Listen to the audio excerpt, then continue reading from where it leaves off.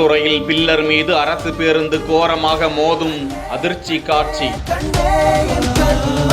யாருக்கு என்ன ஆச்சு? சென்னை மெரினா கடற்கரை பேருந்து நிலையத்தில் இருந்து பூந்தமல்லி நோக்கி வந்து கொண்டிருந்த அரசு பேருந்து காட்டுப்பாக்கத்தில் விபத்துக்குள்ளாகி இருக்கிறது. ஏராளமான வாகனங்கள் பாலத்தின் பக்கவாட்டு பகுதிகளில் உள்ள சாலையில் வருவதும் போவதுமாக இருந்து கொண்டிருக்க, அந்த வழியாக சென்று கொண்டிருந்த அரசு பேருந்து மெட்ரோ ரயில் பாலத்தில் பலமாக மோதி நிற்கிறது. விபத்தில் ஓட்டுநர் ஏழுமலை மற்றும் பயணிகள் 10 பேர் தூக்கி எறியப்பட்டு படுகாயமடைந்தனர். பேருந்து முகப்பு முழுவதும் சேதமடைந்தது.